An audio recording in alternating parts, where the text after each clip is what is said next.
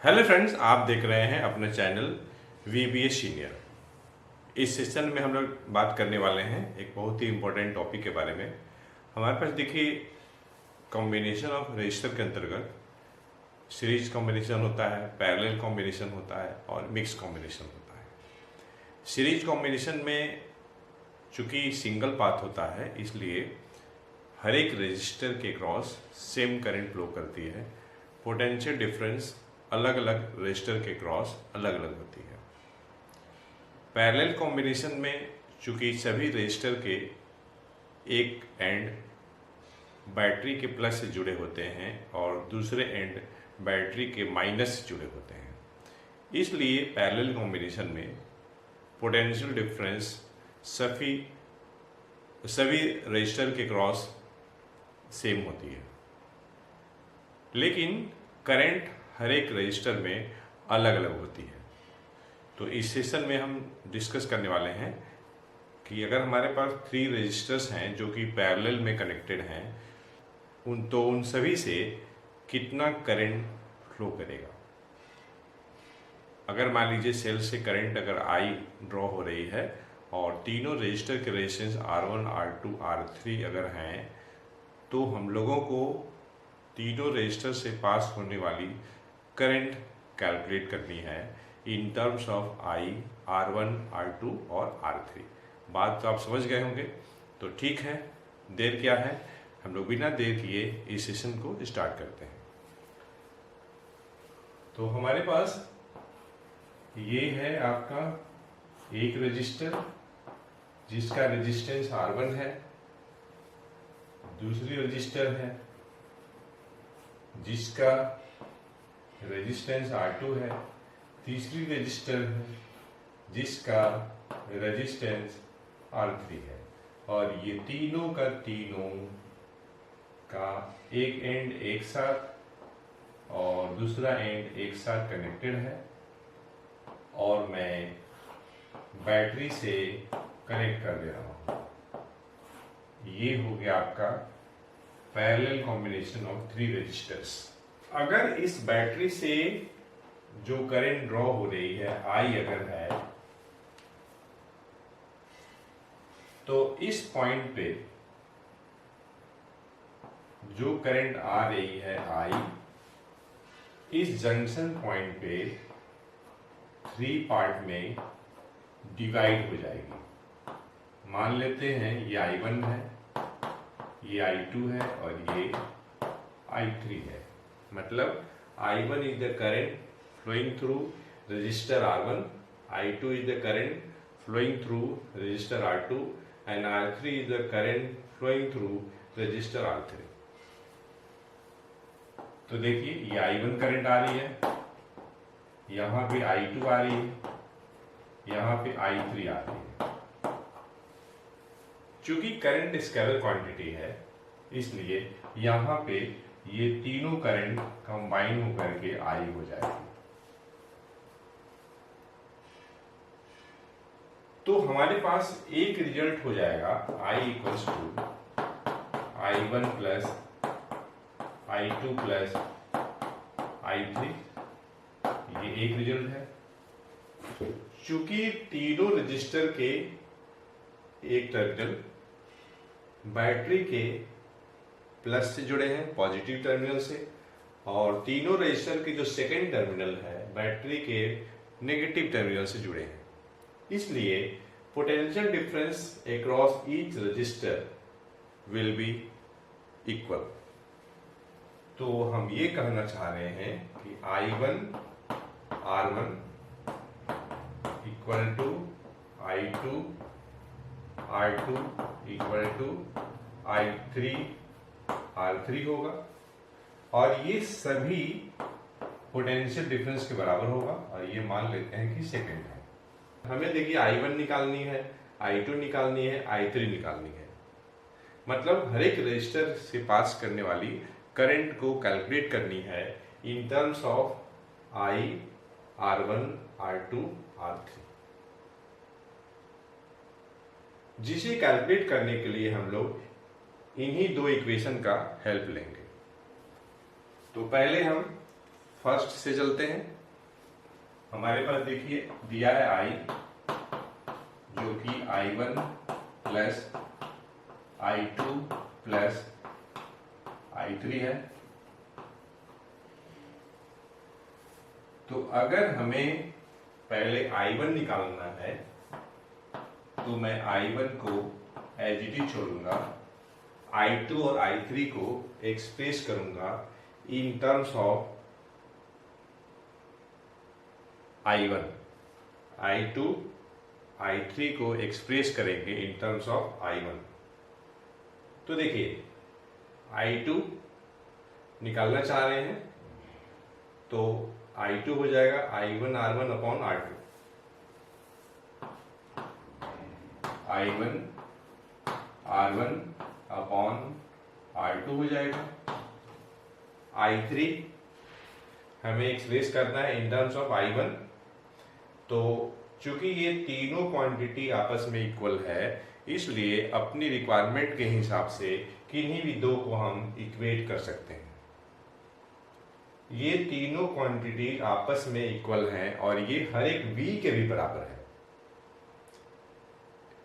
चूंकि हर एक v के बराबर है इसलिए ये तीनों आपस में इक्वल है, और जब ये तीनों आपस में इक्वल है तो अपनी रिक्वायरमेंट के हिसाब से हम किन्हीं भी दो को इक्वेट कर सकते हैं।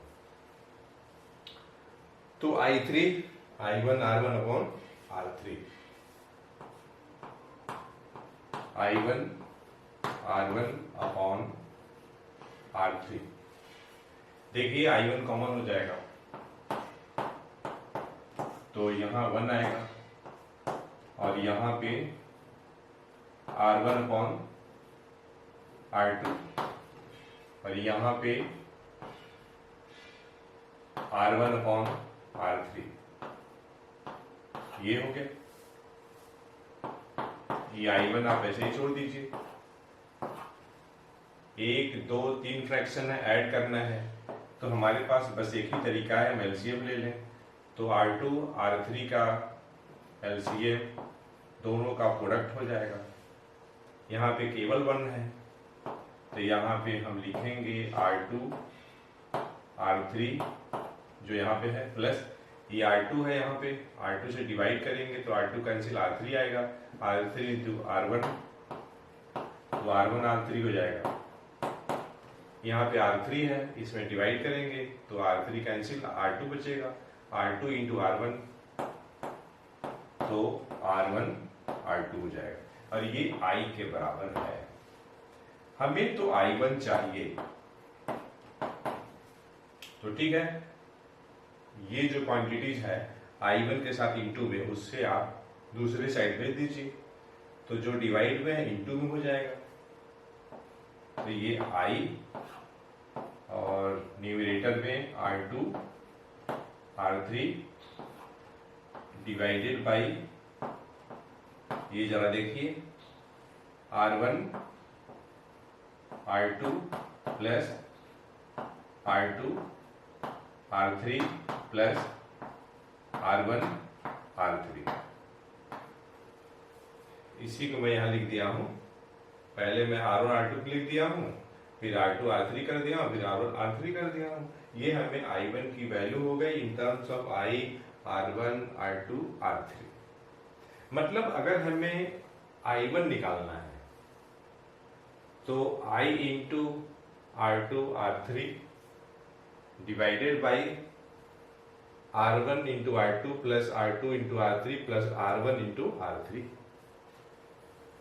इसी तरीके से अगर मान लीजिए आपको I2 निकालना है तो क्या करेंगे, I1 को इन टर्म्स ऑफ I2 लिखिएगा, I3 को इन टर्म्स ऑफ I2 लिखिएगा। मैं ये कह रहा हूं कि अगर हमें I2 चाहिए तो फिर I1 को इन टर्म्स ऑफ I2 लिखेंगे। तो I1 के जगह पे आप लिखेंगे I2 R2 upon R1 plus I2 आप एज इट इज छोड़िए क्योंकि आपको I2 निकालनी है। I3 को एक्सप्रेस करिए इन टर्म्स ऑफ I2 तो आप लिखेंगे I2 R2 divided by R3 ठीक, अब आप क्या करिए, I2 कॉमन ले लीजिए, तो R2 अपॉन R1 प्लस 1 यहाँ पे रहेगा, यहाँ पे R2 बाई R3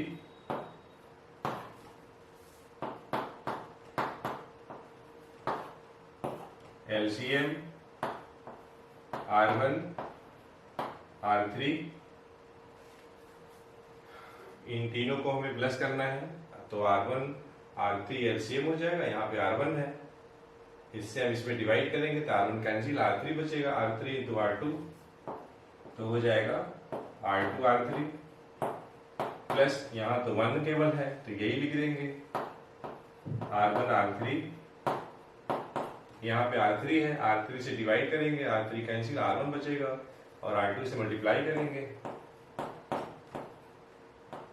ठीक है,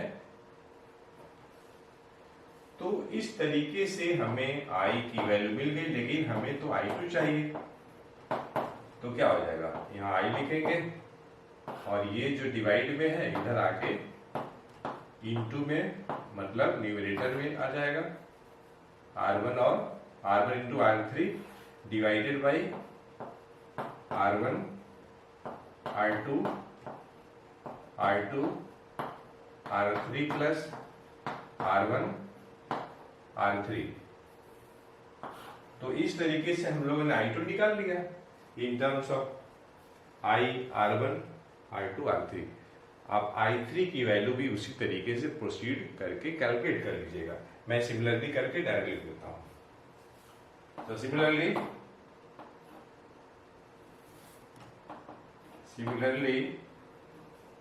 I3 आपका हो जाएगा, ये I होगा। हाँ देखिए मैं कैसे लिख रहा हूं, बात को समझिएगा। अगर आपको I2 लिखना है तो I तो रहेगा, न्यूमरेटर में I2 R2 के थ्रू करंट पास कर रही है, तो न्यूमरेटर में R1 R3 होगा। अब हमें R3 लिखना है, 3 के थ्रू I3 करंट फ्लो हो रही है, तो न्यूमरेटर में हम लिखेंगे R1 R2। हम लोग I3 लिखने के लिए न्यूमरेटर में R1 R2 लिखेंगे, I2 निकालने के लिए न्यूमरेटर में R1 R3 लिखेंगे, I1 निकालने के लिए न्यूमरेटर में R2 R3 लिखेंगे, और डिनोमिनेटर तो वही होगा, R1 R2 R2 R3 plus R1 R3।